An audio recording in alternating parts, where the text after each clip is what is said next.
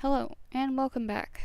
Today we're going to be talking about my sticker making process from start to finish. The stickers I have are a glossy vinyl and I sell them on my website. So stay tuned if you want to see how I get to this final product.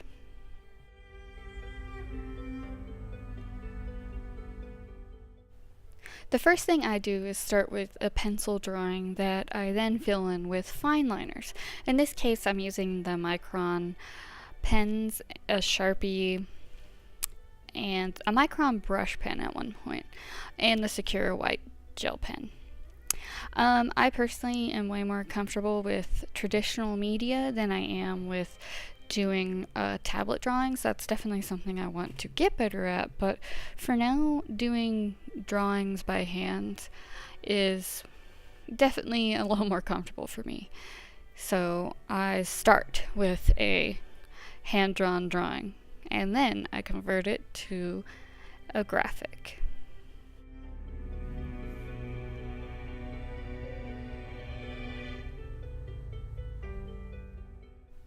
In order to make my images digital, I use the Adobe Capture CC app.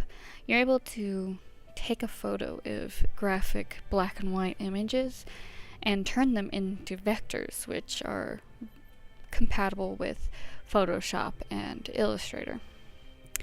I really love this because you can do a lot with it with this app besides just making the vectors. I really like using the smoothing tool here that you see right now that it's loading up. This it smooths out edges where, sometimes when you're drawing things by hand, it's not usually very clean and precise and perfect. So the smoothing it does what you would think. It smooths it. Where sometimes I do the smoothing, sometimes I don't. It really just depends on the image. Sometimes it helps it, sometimes it doesn't. So then you save it and it saves right into your library, so you can easily drag it over into Photoshop. And I literally saved that on my phone, turned to my computer, and bam, there it was.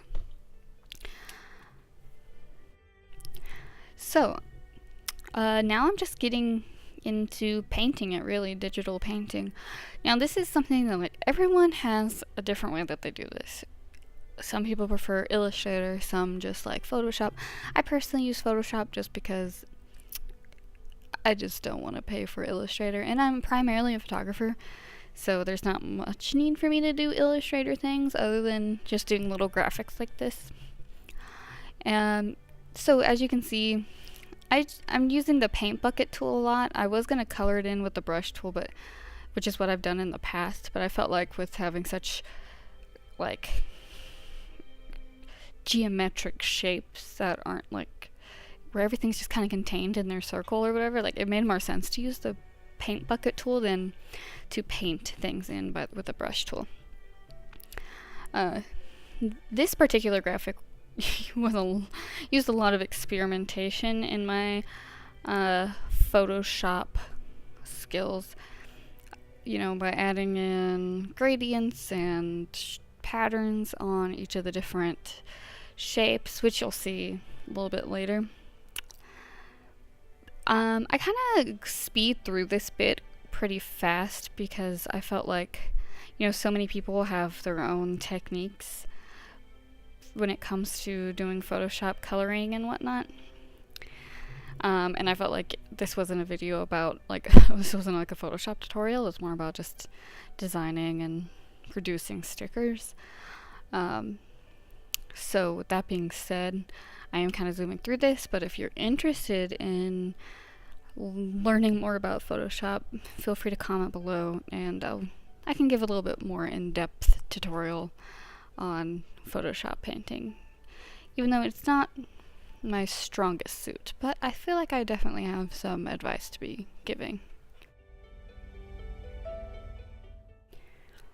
One of the last things I want to say before we finish up this kind of speed paint situation is that, and I didn't do that in this screen recording because I completely forgot, because I was making this for the purpose of this video, not necessarily because I actually plan to make a sticker out of this, is that it's really important if you're sending a file off to be printed to convert it to CMYK rather than RGB. And these things are usually auto and RGB when you're working online.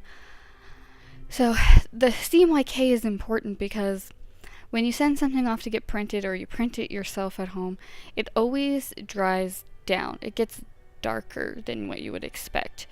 And so when you convert, and the saturation's different, like the way the hues come out, because it's the way that you can print things versus the way that the light is shown through the screen. Like everything's just a little bit more muted and whatnot.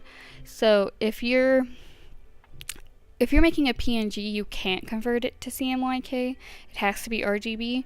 So what I say in that case is up your saturation, so you can know what's going on there, because it's going to dry darker and you want it to have the saturation you want it to have, obviously. So up your saturation a little bit, and then it'll dry down and it'll be right where you want it. Or if it's not a PNG, you're just doing JPEG, convert it to CMYK.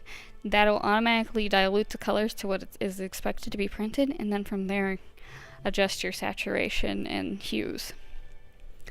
So that is my biggest piece of advice that I did not screen record myself doing. It's super easy. You can find, like, you can Google it really quick and figure out how to convert it to CMYK.